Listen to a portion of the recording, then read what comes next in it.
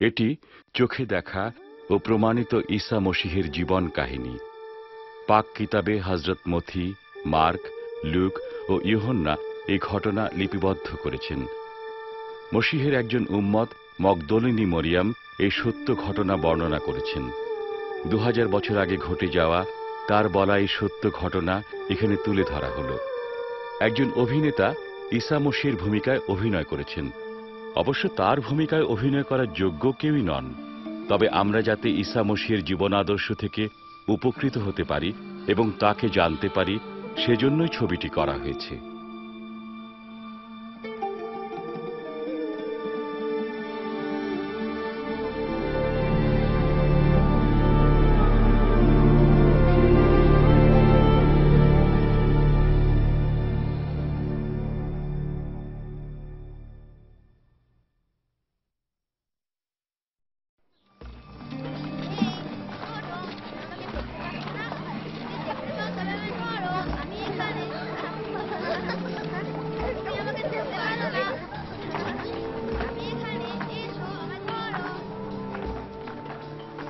ও এই দেখো, প্রতি সন্ধ্যায় কত সুন্দর করে আল্লাহ এই প্রকৃতিকে সাজিয়ে তোলেন। এটি তার অফুরন্ত মহব্বতকে স্মরণ করিয়ে দেয়, আমার জন্য, তোমার জন্য। সেই আল্লাহ তাআলা যিনি এসব সৃষ্টি করেছেন, আমাকে দেখেন বলে সন্দেহ হয় আমাকে তিনি অল্পই জানেন। হয়তো আল্লাহ ধার্মিকদের ভালোবাসেন, কিন্তু আমার মতো কাউকে নয়। রেবেকা, ওই 3 বছর আমাদের সঙ্গে থাকলে তার শিক্ষা পেতে। ঈসা মসীহের শিক্ষা? সাফিরা, তার কথা আমাদের কিছু বলবে? তোমার গল্প আমাদের বলো। হ্যাঁ, আমি বলবো। ভিতরে চলো।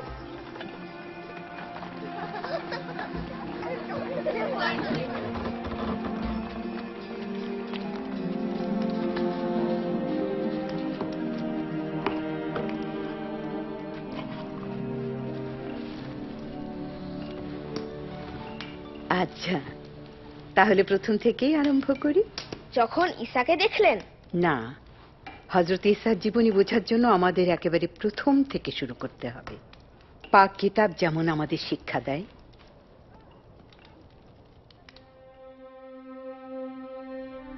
শুরুতেই আল্লাহ পৃথিবী এবং সমস্ত গাছপালা, পশু পাখি আর সমুদ্রের জীবজগৎ সৃষ্টি করলেন।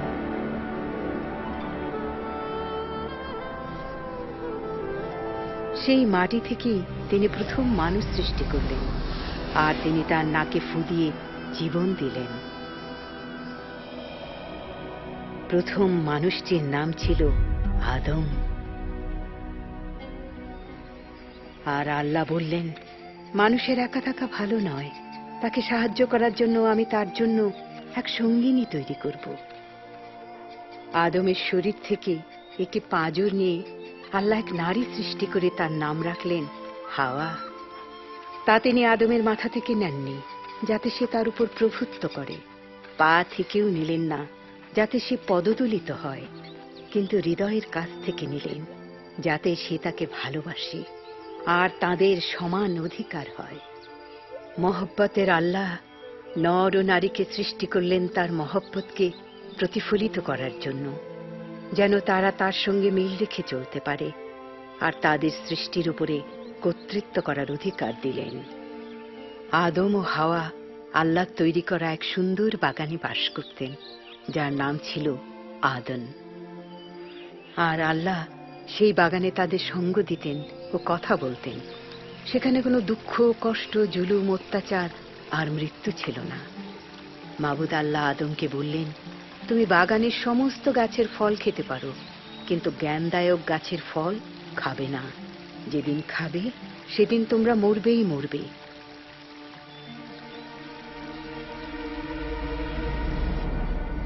কিন্তু একদিন ইবলিস হাওয়াকে প্রলোভিত করল।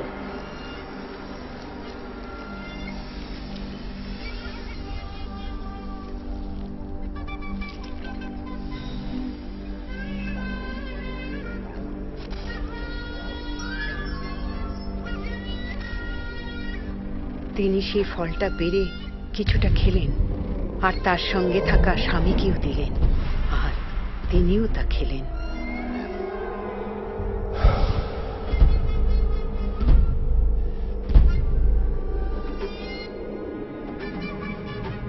আদম ও হাওয়ার অবাধ্যতার ফলে সেই বাগানের শৃঙ্খলা ভঙ্গ হল। সেই সঙ্গে নর ও নারীর এবং তাদের সঙ্গে আল্লাহর সম্পর্ক ছিন্ন হল। এজন্য পুরুষকে সারা জীবন কঠিন পরিশ্রমের অভিশাপ দিলেন এবং নারীকে সন্তান প্রসবের জন্য তীব্র যন্ত্রণা ও স্বামীকে তার উপর প্রভুত্ব করার অভিশাপ দিলেন। কিন্তু আল্লাহ আরো এক ওয়াদা করলেন, একদিন সেই নারী হতে জন্ম নেয়া সন্তানই সেই সাপের মাথা পিষে দেবে। পাক কালামে আল্লাহ রাব্বুল আলামিন তার সৃষ্টির মধ্যে সম্মান ও ঐক্য পুনঃস্থাপন করার জন্য এক পরিকল্পনার কথা বললেন। তিনি তার পরিকল্পনার কথা হযরত ইব্রাহিমের কাছে প্রকাশ করলেন। হযরত ইব্রাহিম আল্লাহর উপর ঈমান এনে তাকে সম্মান দেখালেন, আর আল্লাহ হযরত ইব্রাহিম এবং তার মধ্য দিয়ে পৃথিবীর সমস্ত লোকদের দোয়া করবেন বলে ওয়াদা করলেন। তিনি তাকে আসমানের তারার মতো এবং সমুদ্র পালের বালুকণার মতো বহু বংশ দেবেন বলে ওয়াদা করলেন।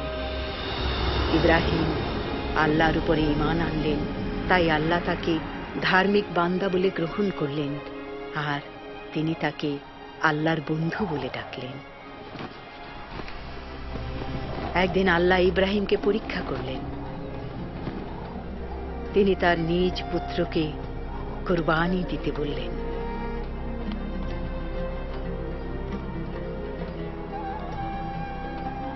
ইব্রাহিম জানতেন তার এই পুত্রের দ্বারাই আল্লাহ তাকে বহু বংশ দিয়ে সকল জাতিকে দোয়া করবেন বলে ওয়াদা করেছেন। তবুও তিনি আল্লাহর উপর নির্ভর করে তার বাধ্য থাকলেন। আল্লাহ তাকে ডাকলেন, ইব্রাহিম, তুমি যে আল্লাহ ভক্ত তা এখন বোঝা গেল, কারণ আমার প্রতি তুমি তোমার অদ্বিতীয় ছেলেকেও কুরবানি দিতে পিছপা হওনি। কাছেই ইব্রাহিম একটি মেষ দেখতে পেলেন, আর তিনি নিজ পুত্রের পরিবর্তে সেটিকে কুরবানি দিলেন। ইব্রাহিমের পুত্রের বদলে আল্লাহ এক মেষ জোগাড় করে দিলেন। এটা ছিল আল্লাহর মহাপরিকল্পনার এক দৃশ্য। এই পরিকল্পনা পাপ ও মৃত্যুর অভিশাপকে ধ্বংস করবে এবং নর ও নারীকে আল্লাহর সঙ্গে এক নিবিড় সম্পর্কে আবদ্ধ করবে। পাক কালাম সেই ব্যক্তির আগমনের কথা বলে, যিনি আসছেন তিনি দুনিয়ার পাপের কাফফারার চূড়ান্ত কুরবানি। নবীরা তাকে মসীহ বলে ডাকেন। তার আগমন বিরাট রহমত বহন করে আনবে, কেননা তিনি হবেন নাজাত দাতা, নবী এবং রাজা। আগমনের পর মসীহ কি করবেন নবী ঈশাইয়া তা বর্ণনা করেছেন। আল্লাহর মনোনীত মসীহ গরিবদের কাছে সুসংবাদ তাবলীগ করবেন, লোকদের ভাঙা মন জোড়া দেবেন, বন্দীদের কাছে স্বাধীনতা আর কয়েদীদের কাছে মুক্তি ঘোষণা করবেন এবং মাবুদের রহমত দেখার সময়ের ঘোষণা করবেন। এক মহান শিক্ষক এই দুনিয়াতে আগমন করেছিলেন, যার নাম ঈসা। তিনি কি আল্লাহ প্রদত্ত সেই ব্যক্তি যিনি সাপের মস্তক চূর্ণ করবেন, অন্ধকার দুনিয়ায় আমাদের আলো প্রদান করবেন আর অভিশাপের পরিবর্তে রহমত করবেন? তিনি কি তবে ওয়াদাকৃত সেই মসীহ? ভীত প্রায় লজ্জিত অথবা সাধারণদের তিনিই কি উদ্ধার করবেন?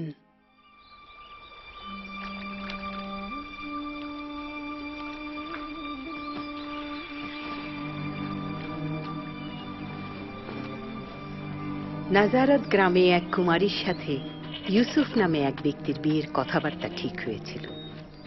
কুমারীর নাম ছিল মরিয়ম।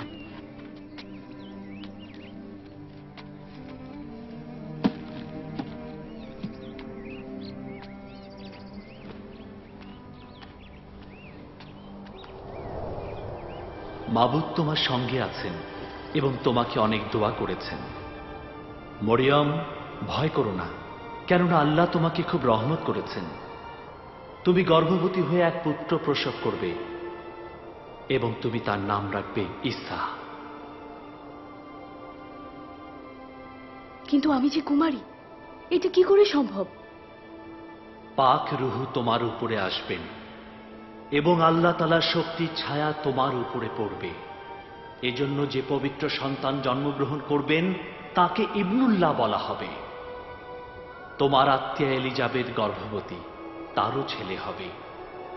লোকে বলতো তার ছেলে মেয়ে হবে না, কিন্তু তার 6 মাস চলছে। আল্লাহর কাছে অসম্ভব বলে কিছুই নেই।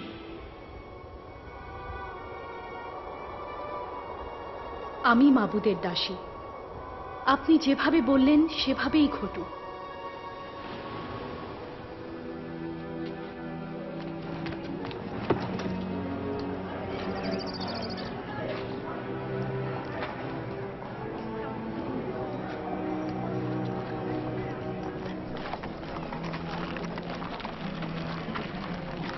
তাই মরিয়ম তাড়াতাড়ি তার আত্মীয়া এলিজাবেথের কাছে গেল।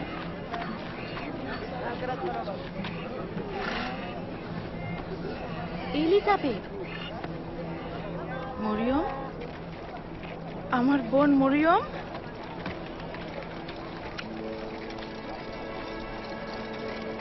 ও, সত্যিই তো।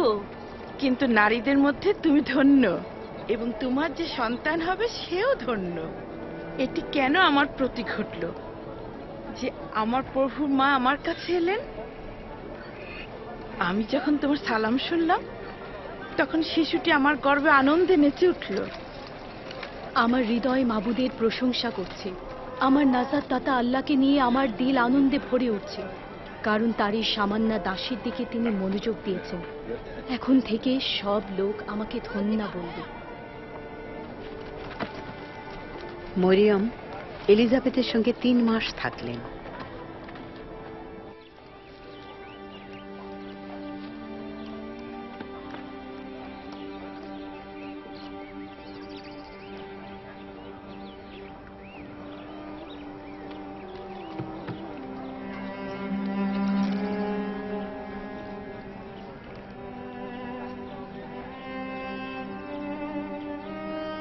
ইউসুফ যখন জানলেন মরিয়ম গর্ভবতী, তখন তিনি তাকে গোপনে ত্যাগ করবেন বলে চিন্তা করলেন।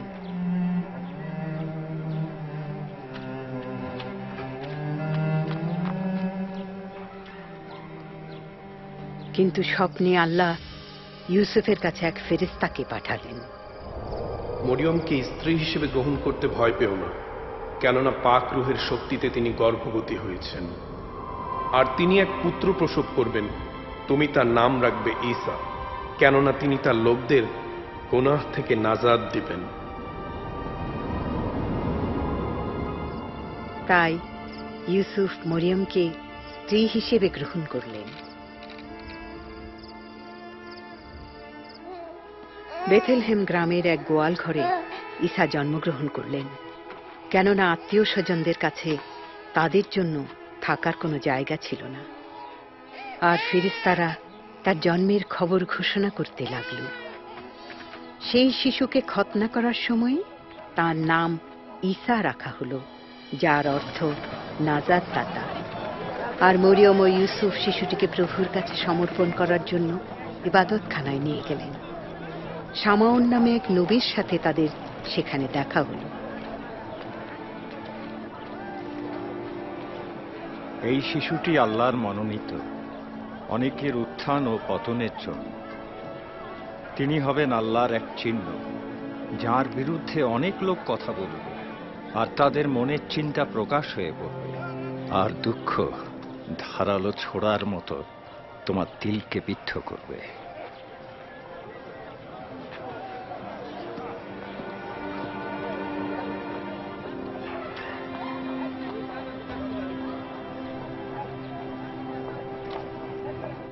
আমি যখন তার গল্প শুনলাম, তখন জানতে পারলাম ঈসা হলেন অন্য নবীদের চেয়েও মহান।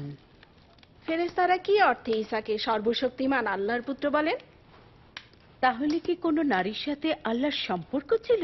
না না না না না, মনে রেখো, মরিয়ম কুমারী ছিলেন। ঈসা মসীহের জন্মগ্রহণ সত্যি পাক রুহের এক অলৌকিক কাজ। আল্লাহ যে কোনো কাজ করতে সক্ষম। তুমি বিশ্বাস করো না? ঈসা তোমার আমার মতোই এক নারীর গর্ভে জন্মেছিলেন। এই আল্লাহ পাকের এক অলৌকিক কাজ আমাদের জন্য। তবুও তিনি মহান ছিলেন। গুনাহের পথ থেকে ফিরে এসো এবং তরিকা বন্দি নাও, তাহলে আল্লাহ তোমার গুনাহ মাফ করবেন। যখন এলিজাবেথের ছেলে ইয়াহিয়া জর্ডান নদীতে বাপ্তিস্ম দিচ্ছিলেন, তখন আল্লাহ নিজেই এ বিষয়ে বলেছিলেন, আমি তোমাদের পানিতে তরিকা বন্দি দিচ্ছি, কিন্তু যিনি আমার চেয়ে মহান তিনি আসছেন। আমি তার জুতার ফিতা খুলবারও যোগ্য নই। তিনি পাক রূহ ও আগুনে তোমাদেরকে তরিকা বন্দি দেবেন। কুলা তার হাতেই আছে, তা দিয়ে তিনি শস্যের তুষ আলাদা করবেন এবং গম গোলায় জমা করবেন।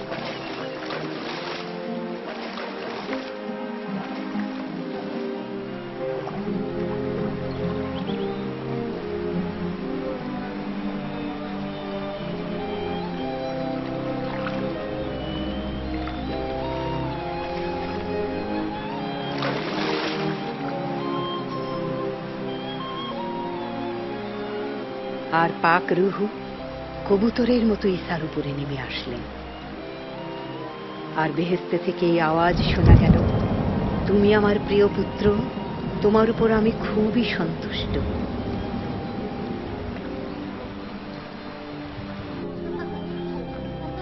তার বাপ্তিস্মের পরেই ঈসা মসীহ সেই অঞ্চলে তাবলীগ করতে লাগলেন, আর তিনি কর্তৃত্ব সহকারে তাবলীগ করছিলেন।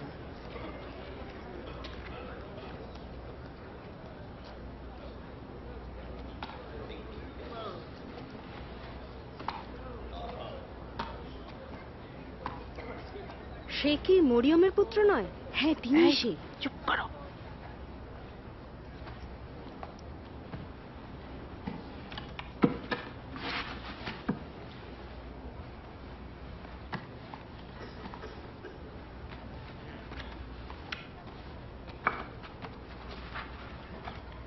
আল্লাহর রূহ আমার উপরে আছেন।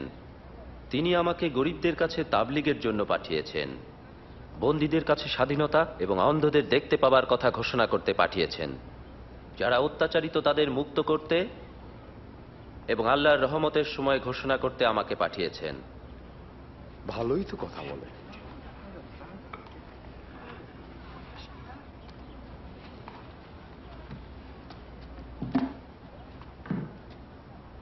পাক কিতাবের এই কথা যা শুনলেন তা আজই পূর্ণ হলো। কি কিতাবের কথা পূর্ণ হলো? এই ওয়াদা কেবল মসিহই পূর্ণ করতে পারেন। আমরা কিভাবে তা জানবো? তোমরা এই চলতি তার কথাটা কথা নিশ্চয়ই শুনে বলবে। অনেকে আশ্চর্য ডাক্তার হয়ে রোগীকে গেল। সুস্থ করো। তার অলৌকিক কাজ দেখে অনেকেই তার উপর ঈমান আনল।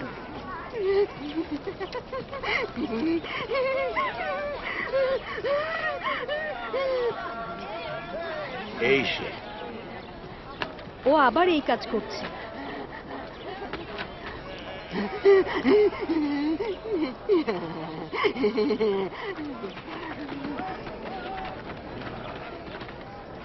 উনি তবে কি? ইনি নাজরাতের সেই শিক্ষক ঈসা। কেমন আছো? জি ভালো। চলে যাও, এখানে তোমার দরকার নাই, যাও।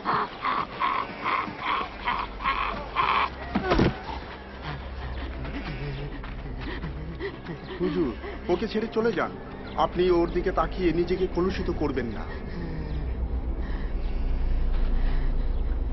মরিয়ম, আপনি আমাদের কাছে কি চান?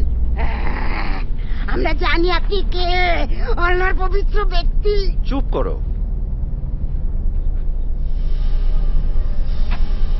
মন্দ আত্মারা,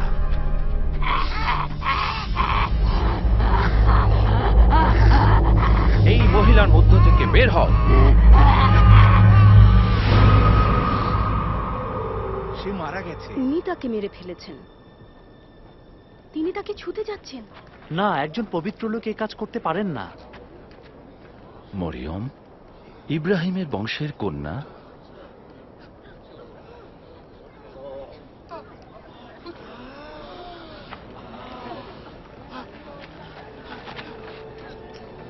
ও তো ঠিকই আছে। সে তো জীবিত। এ তো অলৌকিক কাজ। এই ব্যক্তি কে? এমনকি রুহুরাও তার কথা শোনে। এটি অলৌকিক কাজ। এ তো অলৌকিক কাজ। এ কি করে সম্ভব? ধন্যবাদ।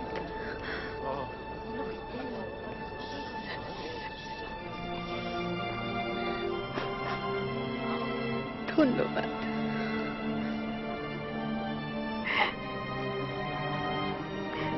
ধন্যবাদ, আপনাকে ধন্যবাদ।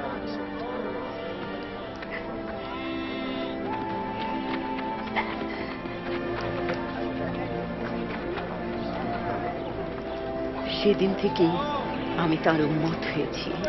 যা আল্লাহকে সন্তুষ্ট করে আমি তাই করতে চাই।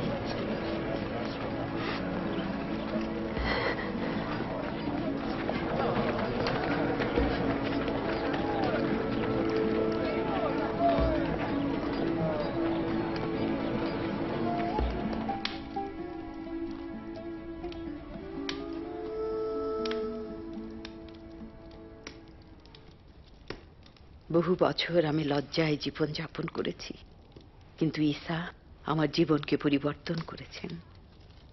তার পরাক্রমী শক্তি সেই বদরুহদের তাড়িয়ে দিয়েছে। ও সোনামণি। সাফিরা,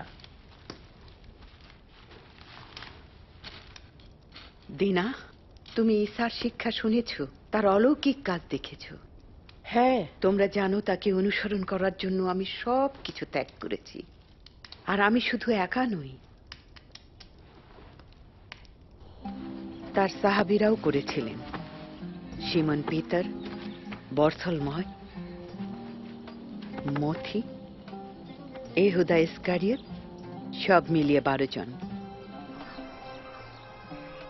আর মহিলাদের মধ্যে শোষণা, জোহানা, আমি আর অন্যরা নিজেদের সম্পত্তি থেকে ঈসা ও তার সাহাবীদের তবলিগ কাজে সাহায্য করতাম। আমাদের আশা পূর্ণ করে আল্লাহ সেই মসীহকে পাঠালেন যার অপেক্ষায় আমরা ছিলাম। সত্যিই আমাদের এক নাজাত দাতার প্রয়োজন ছিল। রোমীয়রা আমাদের উপর নির্মমভাবে রাজত্ব করে আসছিল। আমাদের যা ছিল সবটাই নিয়েছে, বাকিটাতেও কর বসিয়েছে। শারীরিক ও রুহানিভাবে আমরা ক্ষুধার্ত ছিলাম। আমাদের এমন এক ব্যক্তির প্রয়োজন ছিল যিনি আমাদের আল্লাহর পথ দেখাবেন। বহু বছর হতাশা আর দ্বন্দ্বে আমাদের মধ্যে প্রায় অনেকেই প্রত্যাশা ছেড়ে দিয়েছিল। তথাপি ঈসা যেখানেই গিয়েছেন সেখানেই আশার আলো দেখিয়েছেন।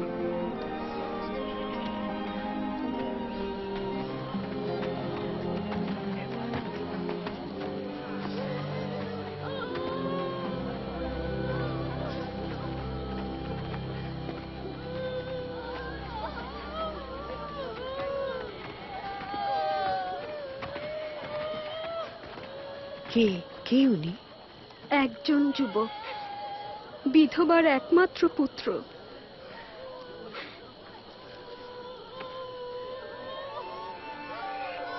হে যুবক, ওঠো।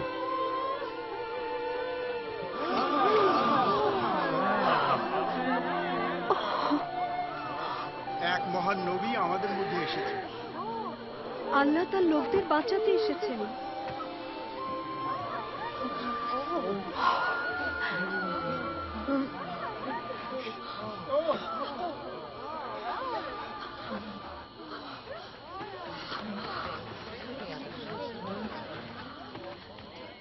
গরিবেরা তোমরা ধন্য, কারণ আল্লাহর রাজ্য তোমাদেরই।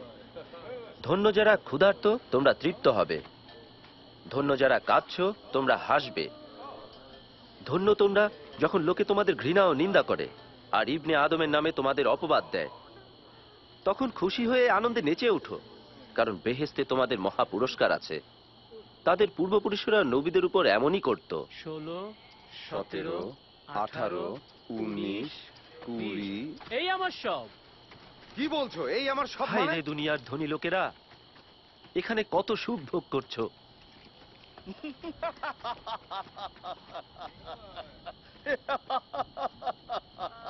সে ধনী হতে চায় না, আসলেই সে পাগল। ঠিক তোমাদের যারা এখন হাসছো, তোমরা দুঃখ করবে ও কাঁদবে। ঠিক যখন সবাই তোমাদের প্রশংসা করে, কারণ তাদের পূর্বপুরুষরাও ভণ্ড নবীদের প্রশংসা করত।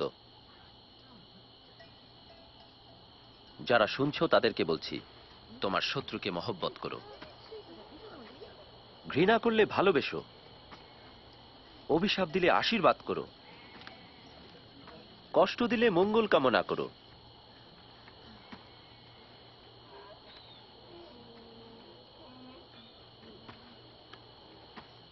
কেউ যদি তোমার এক গালে চড় মারে, তাহলে অন্য গালটিও পেতে দিও।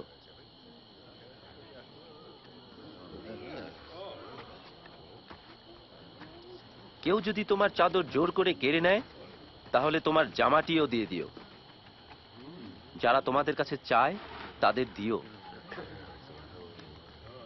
কেউ তোমার কোনো জিনিস নিয়ে গেলে তার ফেরত চেও না। যেমন ব্যবহার পেতে চাও, অন্যের প্রতি তেমনই ব্যবহার করো।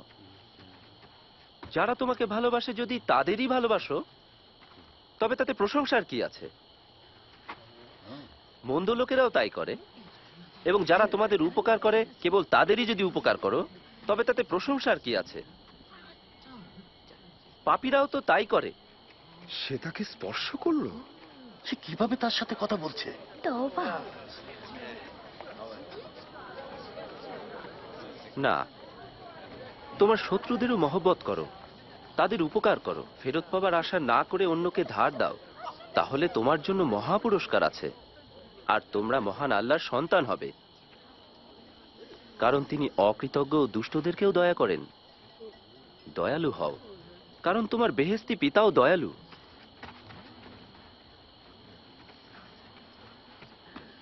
রক্ষা করুন হুজুর। বিচার করো না, তাহলে তোমারও বিচার হবে না। দোষ ধরো না, তাহলে তোমারও দোষ ধরা হবে না।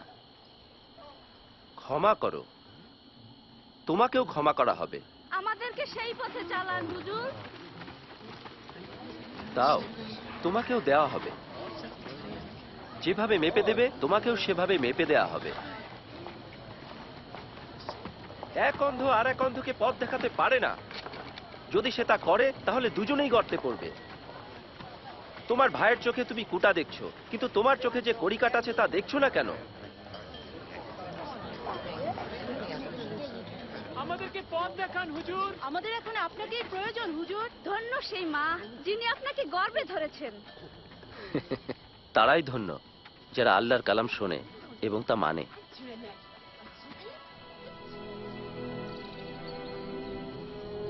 ঈসা শিখিয়েছেন যে আল্লাহ পাপীদের শত্রু ভেবে ধ্বংস না করে হারানো মেষ হিসাবে দেখেন ও তাকে উদ্ধার করে নিজের পালের মধ্যে রাখেন।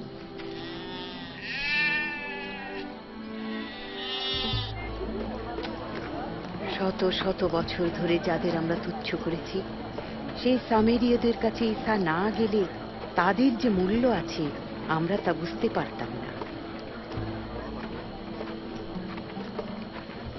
এই মহিলা কে যাকে তারা ঘৃণা করছে? তিনি একজন সামেরীয়। এটাই কি যথেষ্ট না? চলো আমরা খাবার কিনতে যাই, হুজুরকে আর দেরি করাতে চাই না।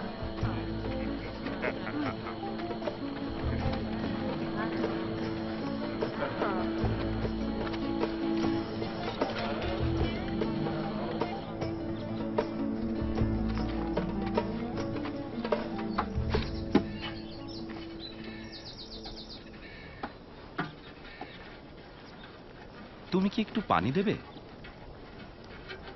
আপনি তো ইহুদি, আমি এক সামেরীয় নারী, আমার কাছে পানি চাইছেন কিভাবে? তুমি যদি জানতে আল্লাহর দান কি আর কে তোমাকে বলছেন আমাকে পানি দাও, তাহলে তার কাছেই চাইতে, আর তিনি তোমাকে জীবন্ত পানি দিতেন। জনাব, আপনার কাছে তো পানি তোলার কিছুই নেই, আর কুয়াটাও গভীর।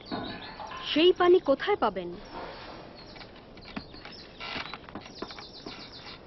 আমাদের পূর্বপুরুষ ইয়াকুব এই কুয়ো দিয়েছেন। তিনি, তার সন্তানেরা ও পশুপাল এখান থেকে পান করেছে। আপনি কি ইয়াকুবের চেয়েও মহান, তাই কি? যে কেউ এই পানি পান করে তার আবার পিপাসা পায়, কিন্তু আমার দেয়া পানি যে কেউ পান করে তার আর পিপাসা পাবে না। সেই পানি তার অন্তরে উতলে ওঠা ঝর্ণায় পরিণত হবে, তা অনন্ত জীবন পর্যন্ত উতলে উঠবে। জনাব, আমাকে সেই পানি দিন, তাহলে আমি আর পিপাসিত হব না, আর পানি তুলতেও এখানে আসতে হবে না। যাও, তোমার স্বামীকে নিয়ে ফিরে এসো। আমার কোনো স্বামী নেই। তুমি ঠিকই বলেছ যে তোমার স্বামী নেই, কারণ তুমি 5 জনকে বিয়ে করেছ, আর যার সঙ্গে তুমি এখন রয়েছ তিনি তোমার স্বামী নন। তুমি আমাকে সত্যই বলেছ। আমি তো দেখছি আপনি একজন নবী। আমার পূর্বপুরুষেরা এই পাহাড়ে আল্লাহর ইবাদত করেছেন, কিন্তু ইহুদিরাই বলে যে জেরুসালেমেই আল্লাহর ইবাদত করা উচিত। আমার কথা বিশ্বাস করো, এমন সময় আসছে যখন তোমরা এই পাহাড়ে বা জেরুসালেমে আর পিতার ইবাদত করবে না। তোমরা সামেরিয়েরা জানো না তোমরা কার ইবাদত করছো, কিন্তু সেই সময় আসছে, আর তা এখনই উপস্থিত। তিনি যেমন রূহ, ঠিক তেমনি লোকেরা পিতার আরাধনা করবে। তিনি যেমন চান তেমনি তারা আল্লাহর রূহে খাঁটি দিলেই আল্লাহর উপাসনা করবে। আল্লাহ রূহ, আর কেবল তার রূহের শক্তিতেই তার বান্দারা তার ইবাদত করবে। এই কি সেই নারী? তার সঙ্গে তিনি কেন কথা বলছেন? উনি কি মহিলাটিকে চেনেন? হ্যাঁ জানি, মসীহ নিশ্চয়ই আসবেন, আর তিনি এলে আমাদের সবকিছু বলবেন। আমি সেই।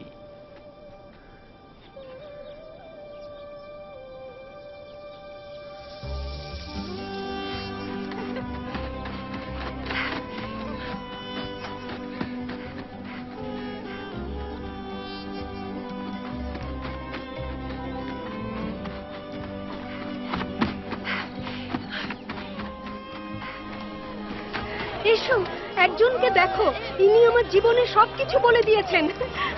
এসো, তিনি কি সেই মসীহ? মসীহ? মসীহ? ওয়াদাকৃত মসীহ? হ্যাঁ, এসো, দেখো, এসো। হুজুর, কিছু খাবার খান।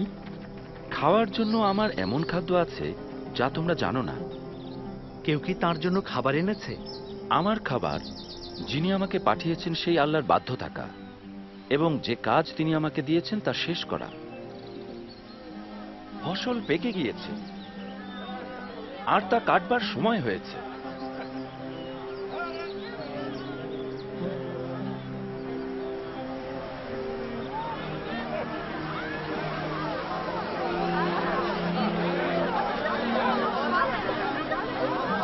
দেখো কত লোক আসছে।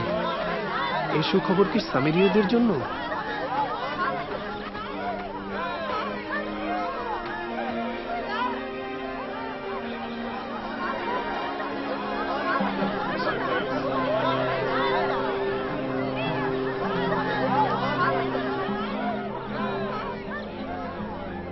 শহরের লোকেরা ঈসাকে তাদের সাথে থেকে তাদেরকে শিক্ষা দিতে অনুরোধ করল। আমরা সেখানে 2 দিন থাকলাম। অনেক সামেরীয় ঈসার উপরে ঈমান আনল। চাও, তোমাদেরকে দেয়া হবে। খোঁজ করো, তোমরা পাবে। দরজায় আঘাত করো, তোমাদের জন্য দরজা খুলে দেয়া হবে। যারা চায় তারা প্রত্যেকে পায়। যে খোঁজ করে সে তা পায়, আর যে কেউ দরজায় ধাক্কা দেয় তার জন্য খুলে দেয়া হবে। তোমাদের মধ্যে এমন কে আছে যে তার ছেলে মাছ চাইলে তাকে সাপ দেবে, অথবা ডিম চাইলে তাকে বিছা দেবে? তোমরা খারাপ হয়ে যদি নিজের সন্তানদের ভালো ভালো জিনিস দিতে পারো, তাহলে যারা বেহেশতি পিতার কাছে যায় তিনি তাদেরকে তার পাক রুহকে দিবেন, তা কত না নিশ্চিত। আমি তোমাদেরকে বলছি, কি খাবে বলে তোমরা বেঁচে থাকবার বিষয়ে কিংবা কি পড়বে বলে দেহের বিষয়ে চিন্তা করো না, কারণ জীবনটা কেবল খাওয়া দাওয়ার জন্য নয়, আর শরীরটা কেবল কাপড় চোপড়ের জন্য নয়। পাখিদেরকে দেখো, তারা বনেও না, কাটেও না, গোলাঘরে শস্যও জমা রাখে না, তবু আল্লাহ খাবার দেন। তোমরা এই পাখিদের চেয়ে আরো বেশি মূল্যবান।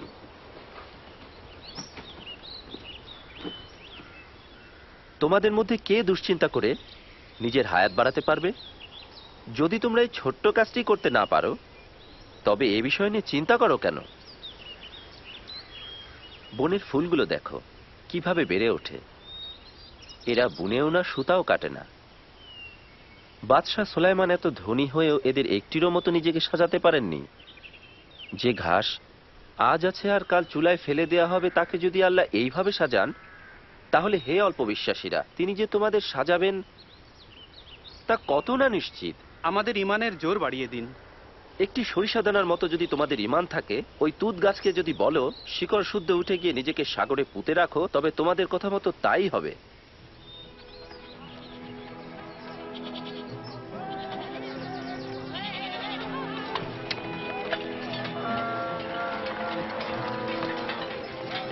পাপের প্রলোভন তোমাদের জীবনে আসবেই আসবে, তবে ঠিক তাকে যার মধ্য দিয়ে সেই প্রলোভন আসে।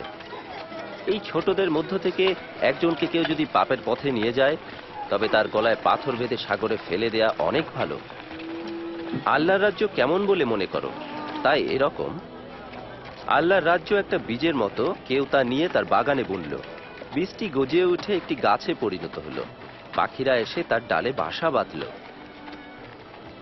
উনি কি বলছেন আমি বুঝতে পারছি না।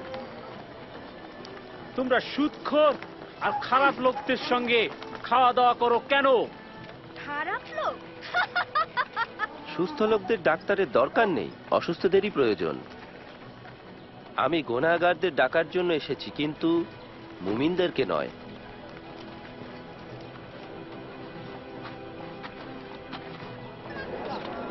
তিনি আসছেন, তিনি এখানে দেখো। হুজুর, হুজুর!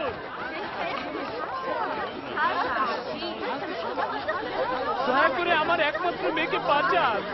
দয়া করুন হুজুর, মাত্র 12 বছর বয়সে মারা যাচ্ছে। দয়া করে আমার সাথে চলুন হুজুর। যদি ওর কাপড়টা একটু ছুঁতে পারি, তাহলেই আমি সুস্থ হব। যাই, আমি দুঃখিত। বিরক্ত করো না যাই। হুজুর, আপনার মেয়েটি মারা গেছে। হুজুরকে আর কষ্ট দেবেন না।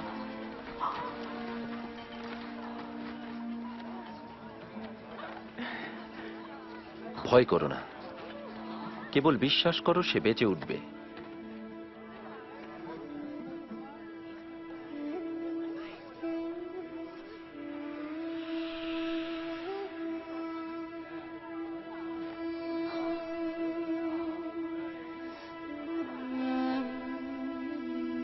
কে আমাকে ছুলো? কেউ আমাকে ছুঁয়েছে, কারণ আমার মধ্য থেকে শক্তি বের হয়েছে।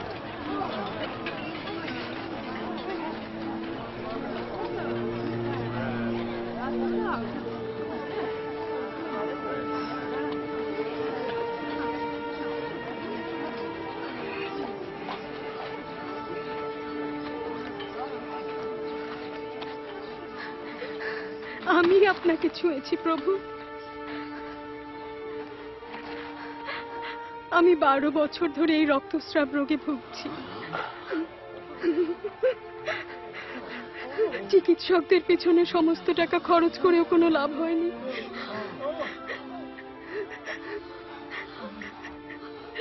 কিন্তু আমি যখন আপনার কাপড় ছুঁলাম, আমি সুস্থ হলাম।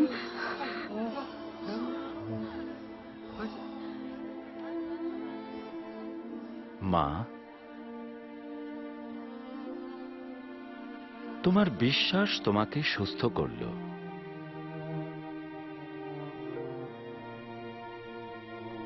শান্তিতে চলে যাও।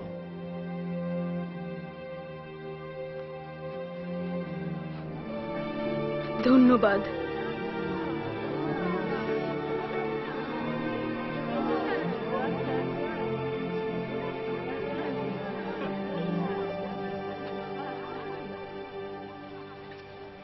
সে তাকে মা বলল? হ্যাঁ, আমাদের শরীয়ত মতে কোনো একজন যিনি 12 বছর নাপাক ছিলেন। লজ্জা থেকে তাকে সম্মানিত করলেন।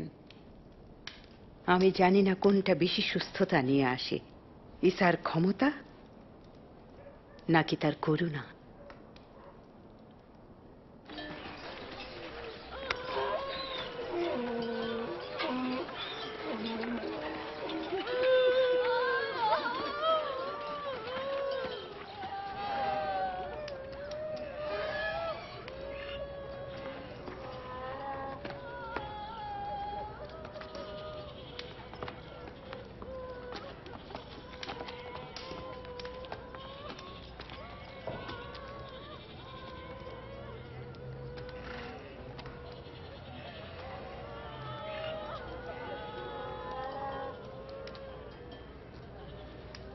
তোমরা কেঁদো না, ও মারা যায়নি, শুধু ঘুমাচ্ছে।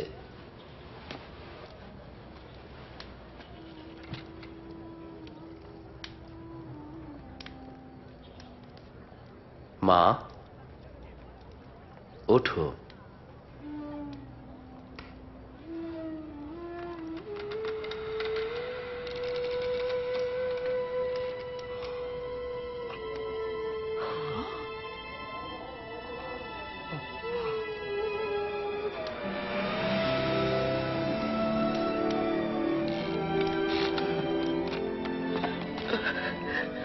ওকে কিছু খেতে দাও।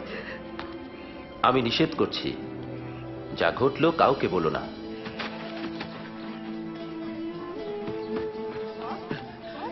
ও তো জীবিত, মনিবের মেয়ে। হুজুর ওকে বাঁচিয়ে তুলেছেন। আলহামদুলিল্লাহ, সে বেঁচে উঠেছে। তার অলৌকিক কাজের সংবাদ চারিদিকে ছড়িয়ে পড়ল, আর অনেক লোক ঈসাকে অনুসরণ করতে লাগল।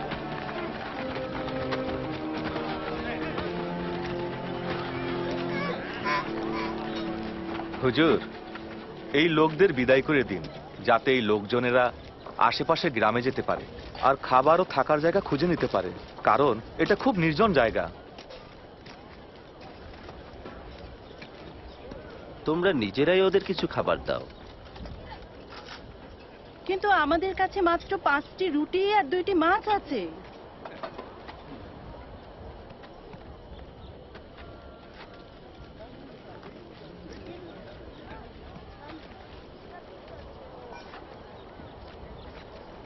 হে রিজিক দাতা আল্লাহ, দিন দুনিয়ার মালিক, তোমাকে এই খাবারের জন্য শুকরিয়া জানাই।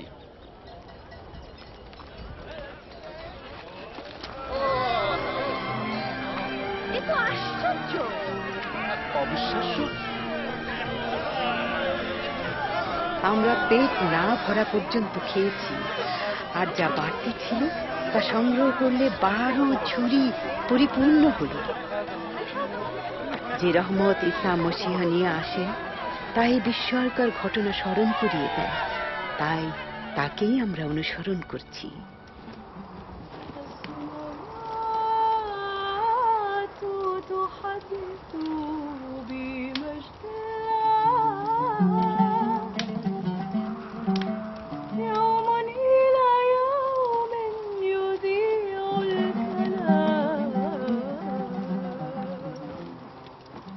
তোমাদের কেউ আমার সঙ্গে আসবে? আমি আপনার সাথে যেতে চাই হুজুর, কিন্তু আমার পরিবারের কাছ থেকে বিদায় নিয়ে আসতে অনুমতি দিন। লাঙলে হাত দিয়ে কেউ যদি পিছনে ফিরে তাকায় তাহলে সে আল্লাহর রাজ্যের উপযুক্ত নয়। কেউ যদি আমার পথে আসতে চায় তাহলে সে স্বার্থ ত্যাগ করুক। প্রতিদিন আমার পিছনে নিজের সলিব বহন করে আসুক। যদি কেউ নিজের জীবন রক্ষা করতে চায় তবে তা হারাবে, কিন্তু যে আমার জন্য নিজের জীবন হারায় সে তা রক্ষা করবে। মানুষ যদি সমস্ত দুনিয়া লাভ করে নিজের প্রাণ হারায় তাহলে কি লাভ হবে? কেউ যদি আমাকে ও আমার শিক্ষাকে লজ্জার বিষয় মনে করে, তাহলে ইবনে আদম যখন নিজের ও ফেরেশতাদের মহিমায় আবার ফিরে আসবেন তখন তাকেও লজ্জার বিষয় মনে করবেন।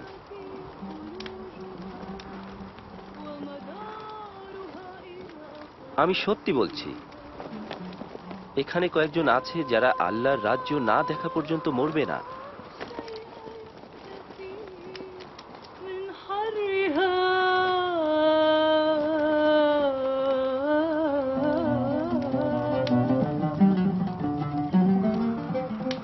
ভয় করো না ছোট্ট মেষের দল, তোমাদের পিতার ইচ্ছা এই যে তিনি সেই রাজ্য তোমাদেরকে দেবেন। তোমাদের বিষয় সম্পত্তি বিক্রি করে গরিবদেরকে তা দান করে দাও। যে টাকার থলি পুরনো হয় না তা নিজের জন্য রেখে দাও, আর বেহেশতে ধন জমা করো যা কখনো শেষ হয় না, কারণ চোর সেখানে ঢুকতে পারে না, পোকারাও তা নষ্ট করতে পারে না। তোমাদের ধন যেখানে, মনও সেখানে থাকবে।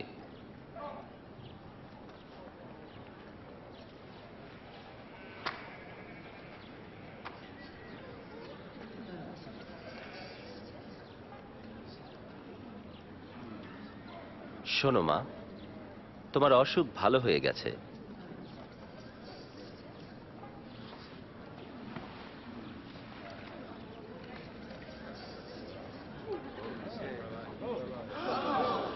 সুবহানাল্লাহ, দেখো সে সুস্থ। এ তো অলৌকিক কাজ। তোমরা দেখে যাও, সে ভালো হয়ে গেছে। আরেক আশ্চর্য কাজ। আলহামদুলিল্লাহ, আলহামদুলিল্লাহ।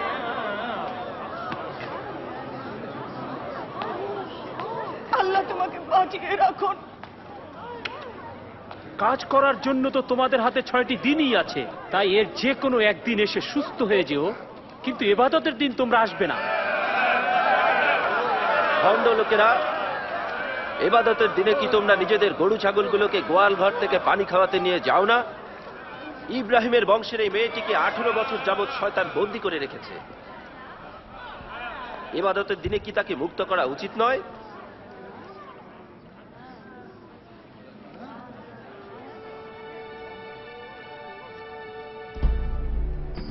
রোমীয় শাসনকর্তা আর ইহুদি নেতারা ঈসার অনুসারীদের জন্য ভীত হয়ে পড়েছিলেন।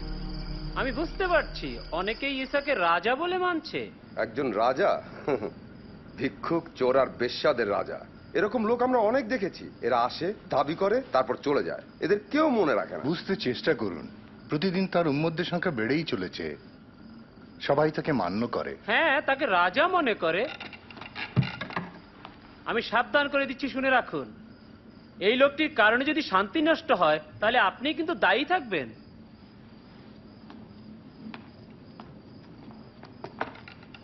হয়তো তার কথা ঠিক। এখনই তার মুখোমুখি হওয়ার সময়।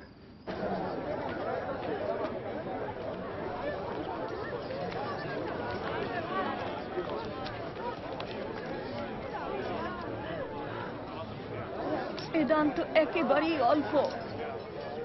মাত্র ছোট্ট 2টি মুদ্রা। আরো বেশি দিতে পারো না? আমি বলছি, এই গরিব বিধবার দান তোমাদের সকলের চেয়েও বেশি। অন্যেরা বাড়তি যা ছিল তা থেকে দান করেছে, কিন্তু এই গরিব বিধবার যা ছিল তার সবটুকুই দান করে দিয়েছে। আমাদের বলো, এরকম কথা বলার অধিকার তুমি কোথা থেকে পেয়েছো? কে তোমাকে এই অধিকার দিয়েছে? আমি একটি প্রশ্ন করতে চাই, তরিকাবন্দির অধিকার ইয়াহিয়া আল্লাহ না মানুষের কাছ থেকে পেয়েছিলেন? আমরা জানি না কোত্থেকে সে অধিকার পেয়েছিল। তাহলে আমিও বলবো না কোন অধিকারে আমি এসব কাজ করছি।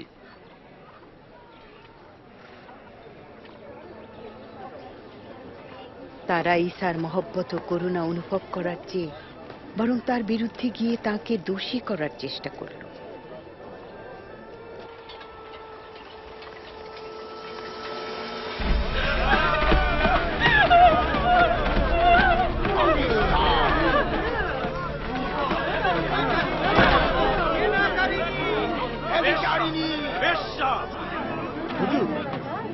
এই স্ত্রীলোকটি জেরা করার সময় হাতে নাতে ধরা পড়েছে। আমাদের শরীয়তে মুসা বলেছেন এই ধরনের মহিলাকে পাথর মারতে। ওকে পাথর মারো। আপনি কি বলেন?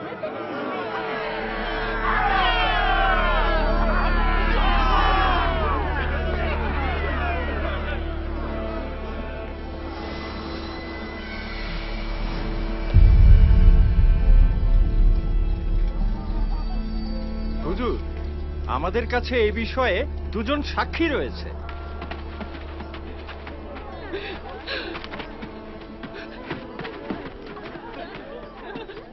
এই মহিলাকে নিয়ে আমরা কি করব? পুরুষ লোকটা কোথায়? শরীয়ত মতে সেও বিচারযোগ্য।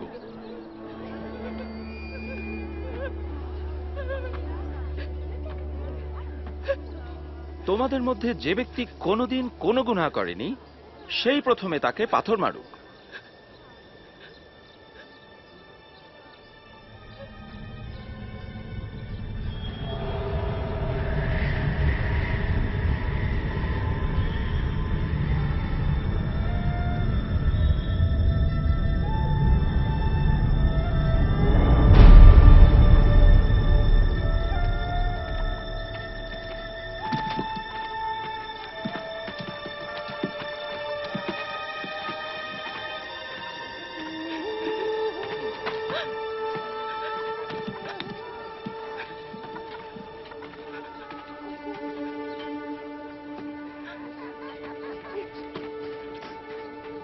হে নারী, তারা কোথায় গেল? কেউ কি তোমাকে দোষী করেনি? কেউ না হুজুর। তাহলে আমিও তোমাকে দোষী করি না।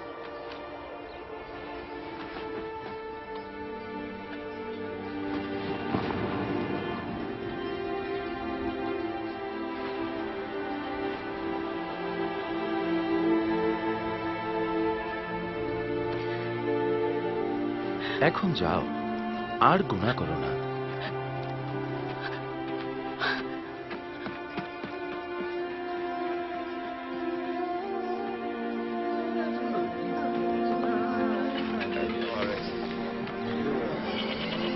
আমাকে কাঁধে নাও। আমার কাঁধে ওঠো। কি দেখতে পাচ্ছ? আমি দেখতে পাচ্ছি। সে শরীয়ত অমান্য করেছে, চাষি বীজ বিশ্রামবারও পালন করেনি, বোনার সময় কিছু বীজ পথের পাশে পড়লো, আর লোকেরা পাপীদের সেগুলো সাথে পায়ে উঠা বসা করছে। আবার কিছু আমরা বীজ যদি কাঁটা তাকে পড়ে এইভাবে চলতে দিই তবে সকলেই তার উপর ঈমান আনবে। এই সুযোগের অমীয় শাসকরা আমাদের ইবাদতখানা ধ্বংস করে দেবে। আর কিছু বীজ ভালো জমিতে পড়লো। তারা ঈসাকে ফাঁদে ফেলতে বা তার উম্মতদেরকে থামাতে পারল না, কিন্তু তারা পরিকল্পনা করল যে মসীহ হিসাবে তার যে দাবি তা তাদের অবশ্যই থামাতে হবে। তারা একজনকে খুঁজে পেল যে তাকে প্রতারণা করবে। ঈসা প্রায়ই তার সাহাবীদের জৈতুন পাহাড়ে মুনাজাত করার জন্য নিয়ে যেতেন। সেই রাতে তিনি ভীষণ উদ্বিগ্ন ছিলেন।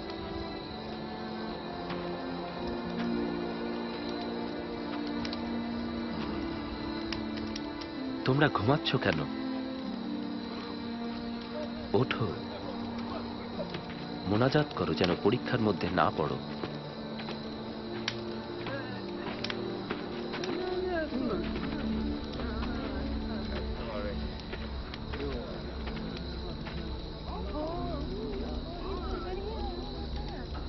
ইহুদা,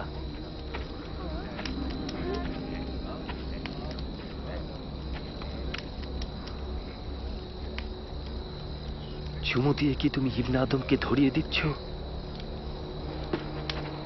হুজুর, ছোরা দিয়ে আঘাত করব। ওকে গ্রেফতার করো। যথেষ্ট হয়েছে।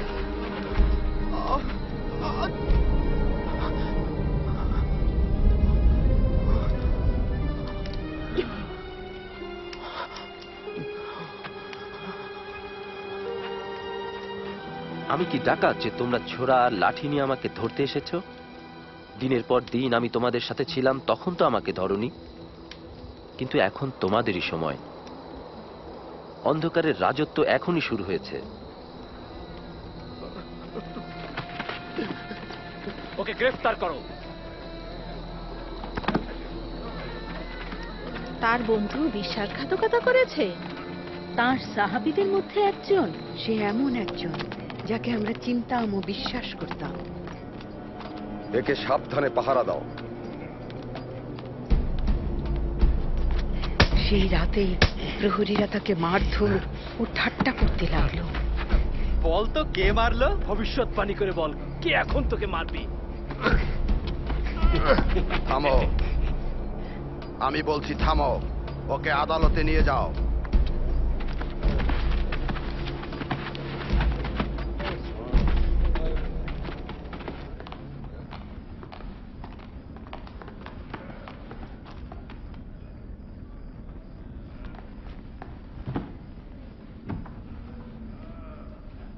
বলো, তুমি কি সেই প্রতিজ্ঞাত মসীহ?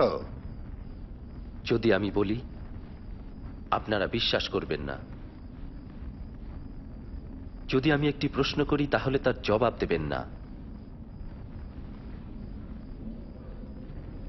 কিন্তু ইবনে আদম এখন থেকে সর্বশক্তিমান আল্লাহর ডান পাশে বসে থাকবেন। তুমি কি তাহলে ইবনুল্লাহ? হ্যাঁ, আমিই সেই। সে তো কুফরি করছে। আপনারাই সেই কুফরির কথা শুনলেন। আমরা নিজ কানে শুনেছি সে একথা বলেছে। মৃত্যুর যোগ্য। আমরা তাকে পিলাতের কাছে নিয়ে যাব। হ্যাঁ, ওকে নিয়ে চলো।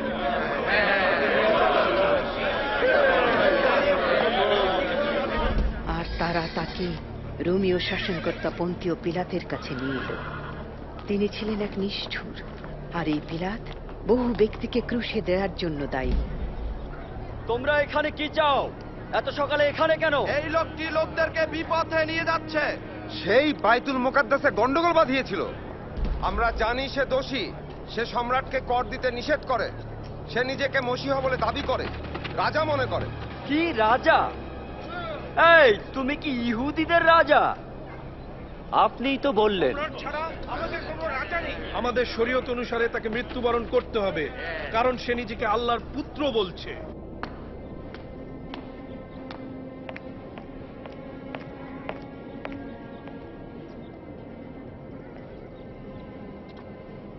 এই মানুষটি মৃত্যুযোগ্য কোনো অপরাধ করেনি।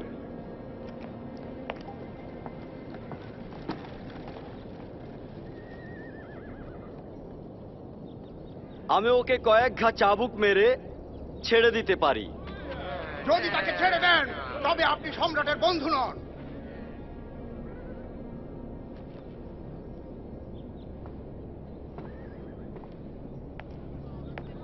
ওকে সলিবে দাও।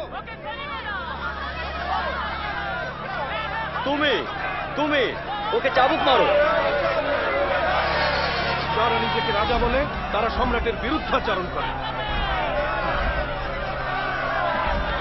দেরি করছেন কেন মাননীয় পিলাত?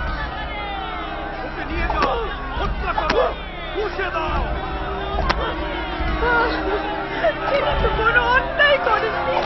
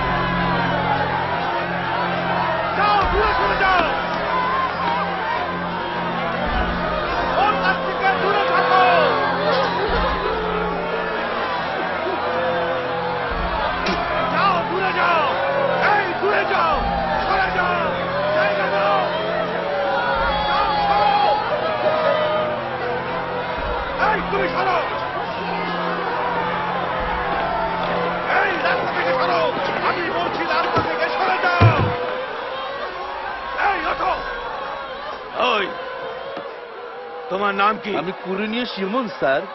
একটু এদিকে আসো। দড়ি কাটো।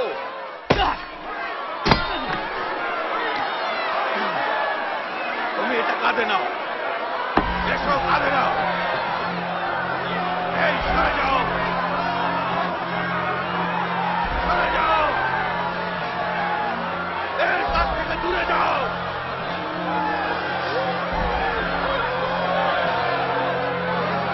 যাও, সরো, সরে যাও।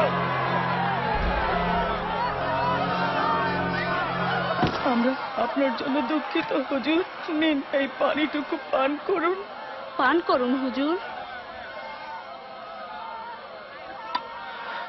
জেরুজালেমের মেয়েরা, আমার জন্য কেঁদো না, কিন্তু নিজেদের এবং সন্তানদের জন্য কাঁদো।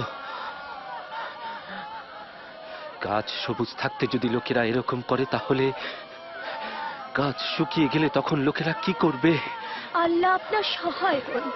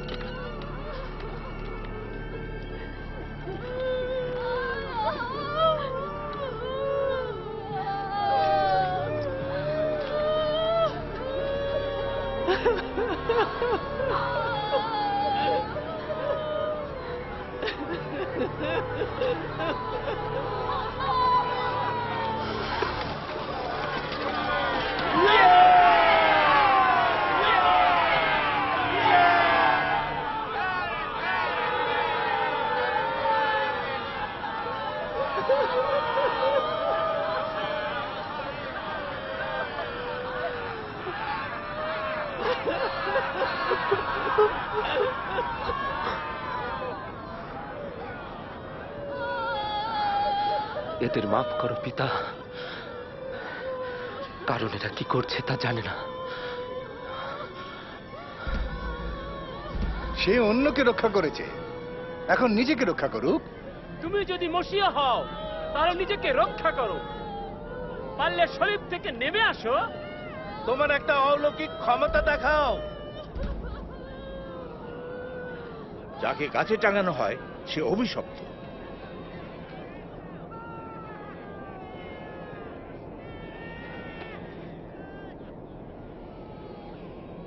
দুঃখ ধারালো ছোড়ার মতো আমার হৃদয়কে বিদ্ধ করছে। আর দুঃখ ধারালো ছোড়ার মতো তোমার দিলকে বিদ্ধ করবে।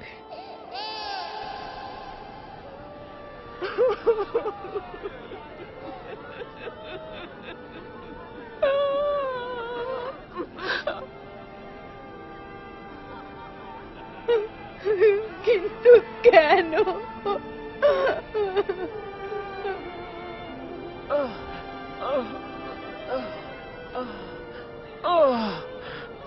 তুমি না মসিহা, তাহলে নিজেকে এবং আমাদেরকে রক্ষা করো। তুমি কি আল্লাহকেও ভয় করো না? তিনি তো শাস্তি পাচ্ছেন ও তোমারই মতন, কিন্তু তিনি তো কোনো অপরাধ করেননি। আপনি যখন রাজা হয়ে আসবেন তখন আমাকে মনে রাখবেন ঈসা। আমি ওয়াদা করছি, আজ তুমি আমার সাথে বেহেশতে যাবে।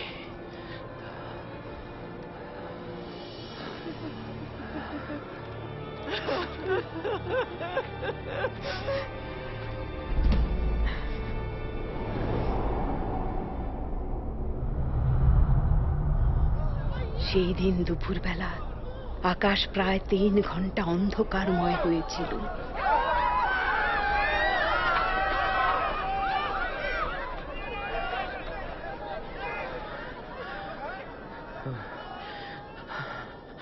পিতা,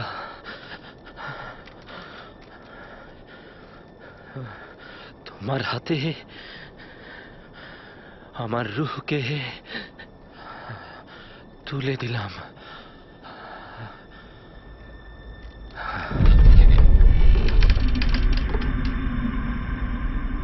আল্লাহর গৌরব হোক, এই লোকটি নিঃসন্দেহে একজন ধার্মিক লোক ছিলেন।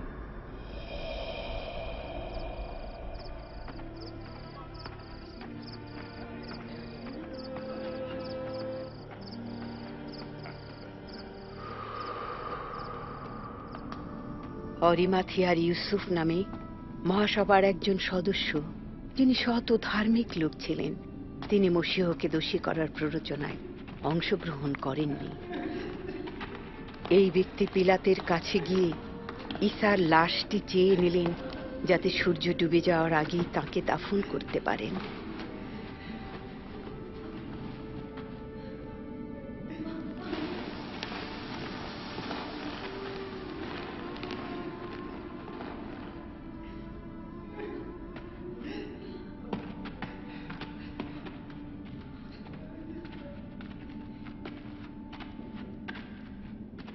আমাদের ক্ষমা করুন, আমরা প্রভুর লাশটা দেখতে চাচ্ছি।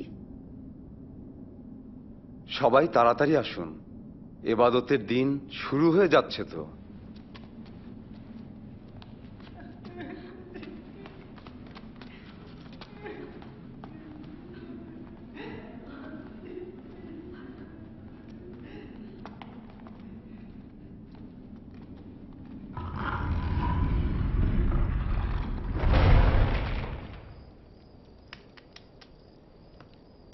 কেন তারা তাকে মারল? তিনি যদি আল্লাহ থেকে আসেন, তাহলে কেন তাদের মারার সুযোগ দিলেন? এসব প্রশ্ন আমি জিজ্ঞাসা করেছি। মন্দ আত্মাদের উপর ঈসার অধিকার ছিল, এমনকি মৃতরাও তার কথা মানত। তিনি কি তা বন্ধ করতে পারতেন না? ওয়াদাকৃত মসীহ ভেবে আমি তাকে প্রায় 3 বছর অনুসরণ করেছি। তিনি তো এখন নেই, আমি কোথায় যাব? এটা খুব দুঃখের গল্প, কিন্তু এর সমাপ্তি ছিল গৌরবময়।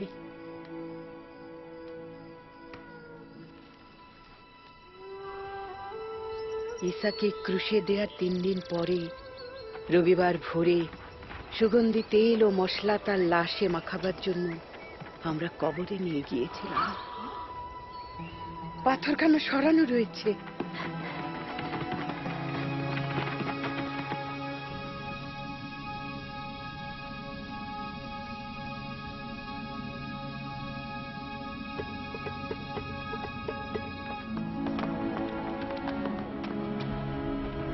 পিতর, ইয়াকুব, ইউহান্না, শোনো! কবরে পাথরটা স্বর্ণ রয়েছে। আমরা প্রবেশ করলাম, কিন্তু প্রভুর লাশ সেখানে নেই। প্রভুকে কবর থেকে নিয়ে গিয়েছে, কোথায় রেখেছে আমরা জানি না। বলছো আমাদের প্রভুর লাশ নেই? যাও যাও, নিজেরা দেখে এসো।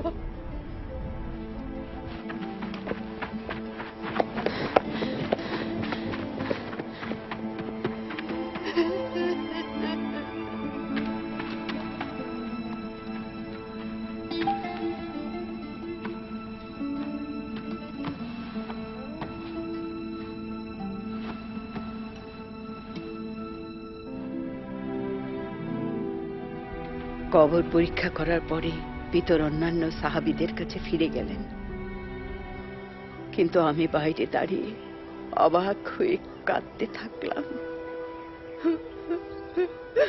সৈন্যরা নিশ্চয়ই তাকে তুলে নিয়ে গিয়েছে, নয়তো পরশীরা।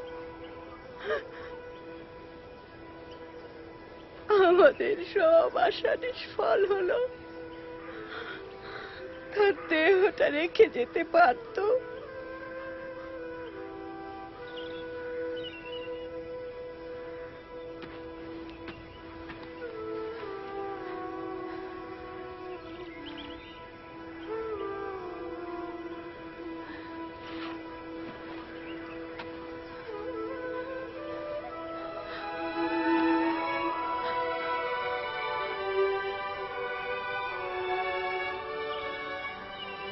হে নারী, তুমি কাঁদছো কেন?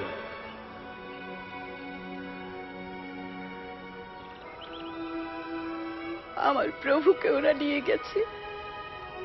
তাকে কোথায় রেখেছে জানি না। নারী, কাঁদছো কেন? তুমি কাকে খুঁজছো? জনাব, আপনি যদি তাকে নিয়ে থাকেন তাহলে বলুন কোথায় রেখেছেন, আমি তাকে নিয়ে আসবো। মরিয়ম,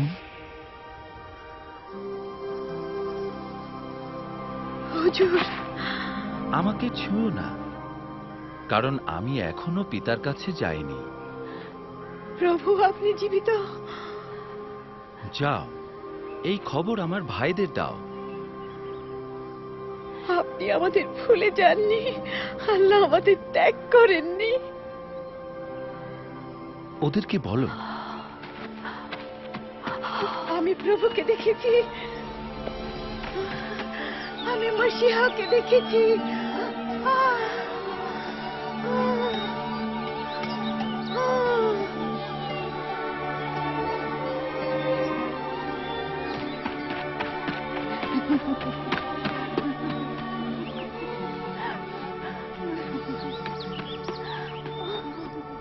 তিনি জীবিত হলেন? হ্যাঁ। কি করে? মৃত্যু তাকে আটকাতে পারেনি। তাহলে তাকে মরতে হলো কেন? মৃত্যুকে জয় করতে। সেদিন আমি বুঝতে পারিনি, কিন্তু মসিহ তারপরে বহুবার দেখা দিয়েছেন, আমাদের শিক্ষা দিয়েছেন। মসিহ আসার বহু বছর পূর্বে নবীরা পাক কিতাবে ভবিষ্যৎবাণী করেছিলেন যে ওয়াদাকৃত মসিহ দুঃখ ভোগ করবে। ঈশাইয়া লিখেছেন, আমাদের গুনাহের জন্যই তাকে বিদ্ধ করা হয়েছে, আমাদের অন্যায়ের জন্য তাকে চুরমার করা হয়েছে। যে শাস্তির ফলে আমাদের শান্তি এসেছে, সেই শাস্তি তাকেই দেয়া হয়েছে। তিনি যে আঘাত পেয়েছেন, তার দ্বারাই আমরা সুস্থ হয়েছি। নবী মুসা ঘোষণা করেছিলেন, যে কোনো ব্যক্তিকে গাছে টাঙিয়ে মৃত্যুদণ্ড দেওয়া হয়, সে ব্যক্তি আল্লাহর অভিশাপগ্রস্ত। তাই ঈসা যখন ক্রুশের উপরে মারা গেলেন, তিনি আমাদের অভিশাপ, আমার পাপের অভিশাপ, মৃত্যুর অভিশাপ নিজের উপরে তুলে নিলেন। তার জীবন, কোরবানি ও পুনরুত্থান সমস্ত গুনাহ থেকে আমাদের মুক্ত করেছে, অন্ধকারের হাত থেকে উদ্ধার করেছে, আর ভয় ও লজ্জার হাত থেকে আমাদের রক্ষা করেছে। আমাদের পূর্বপুরুষ ইব্রাহিমের কাছে আল্লাহ ওয়াদা করেছিলেন, পৃথিবীর সমস্ত লোক তার দ্বারা রহমত পাবে। সমস্ত লোক এবং মহিলারাও? মসিহ আমাকে ডাকলেন ইব্রাহিমের কন্যা। তুমিও এক প্রিয় কন্যা, এমন কন্যা যাকে তিনি রহমত করতে চান। সেই 12 বছরের রক্তস্রাবগ্রস্ত মহিলার মতো, বা আমার মতো। আমাদের কাউকে লজ্জা আর ভয়ে বাস করতে হবে না, আর আমাদের না দেখা বা না শোনা অবস্থাতে থাকতে হবে না। ঈসা নিজেই বলেছেন, আল্লাহর রূহ আমার উপরে আছেন, তিনি আমাকে গরিবদের কাছে তাবলীগের জন্য পাঠিয়েছেন, বন্দীদের কাছে স্বাধীনতা এবং অন্ধদের দেখতে পাবার কথা ঘোষণা করতে পাঠিয়েছেন, যারা অত্যাচারিত তাদের মুক্ত করতে এবং আল্লাহর রহমতের সময় ঘোষণা করতে আমাকে পাঠিয়েছেন।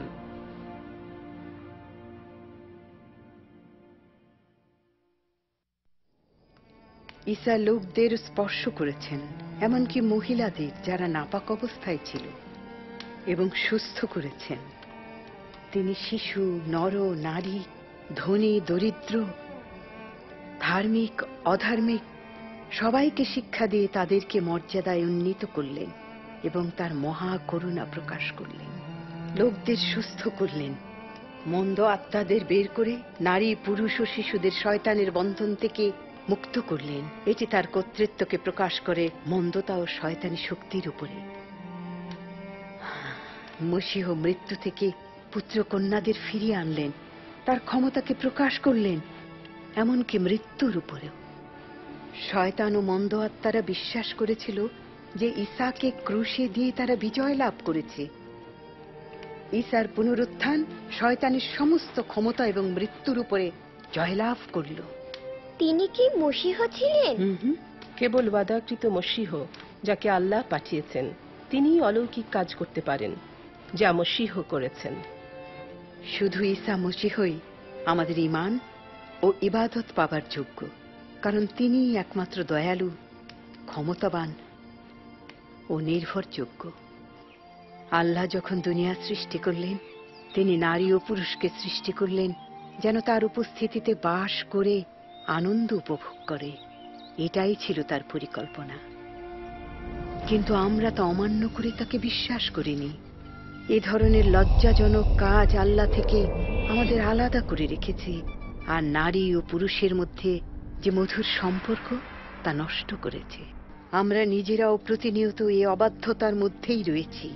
পাক কিতাব বলে, দুনিয়ায় এমন কেউ নেই যিনি গুনাহ করেননি। এই গুনাহের বেতন হলো মৃত্যু ও আল্লাহর থেকে বিচ্ছিন্ন হওয়া। আল্লাহ চান না যে আমরা তার ও তার মহব্বত থেকে বঞ্চিত থাকি এবং লজ্জা ও ভয়ের মধ্যে জীবন কাটাই। তিনি যেমন ইব্রাহিমের সন্তানের পরিবর্তে মেষ জোগাড় করে দিয়েছিলেন, তেমনি আল্লাহ মসীহকে আমাদের পরিবর্তে মৃত্যুবরণ করার জন্য পাঠালেন। ঈসার জীবন, মৃত্যু ও পুনরুত্থানের দ্বারা আল্লাহ সেই সম্পর্ককে পুনঃস্থাপিত করলেন তাদের জন্য যারা তার প্রতি ঈমান আনবে এবং তাকে অনুসরণ করবে।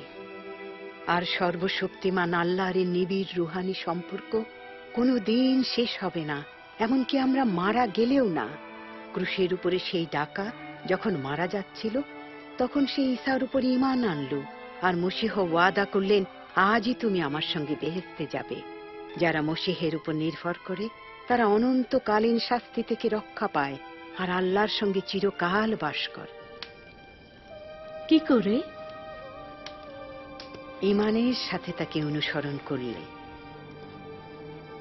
কি করে আমাকে গ্রহণ করবেন? তিনি আমাকে ও মরিয়মকে গ্রহণ করেছেন। কি করে জানবো? নির্ভর করুন, তাকে চান ও তার কাছে মুনাজাত করুন।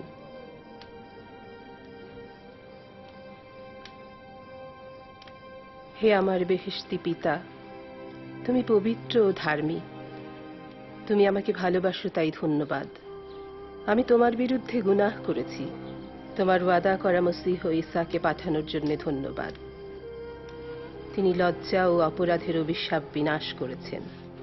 শুকরিয়া জানাই যে তিনি আমার পরিবর্তে মৃত্যুবরণ করেছেন। আমার জীবন্ত নাজাতদাতাকে আমি অনুসরণ করতে চাই। আমাকে ক্ষমা করে গ্রহণ করার জন্য তোমাকে শুকরিয়া জানাই। আমিন। আমিন। আমিন। ধন্যবাদ, তোমাকে ধন্যবাদ।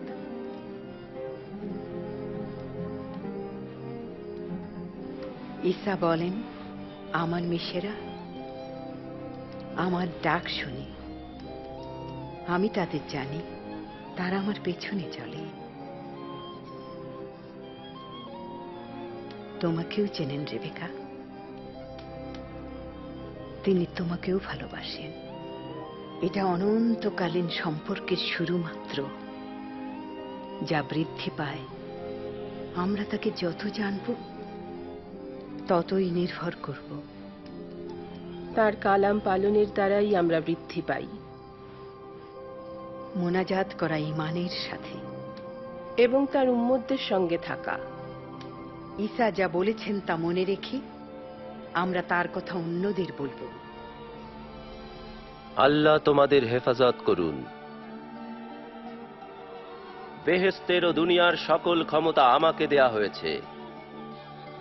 যাও, সমস্ত জাতির লোকদেরকে আমার উম্মত করো। পিতা, পুত্র ও পাক রূহের নামে তাদেরকে তরিকাবন্দি দাও। আমি তোমাদের যে সব হুকুম দিয়েছি তা পালন করতে তাদের শিক্ষা দাও। দেখো, যুগের শেষ পর্যন্ত আমি তোমাদের সঙ্গে সঙ্গে আছি। আমিন।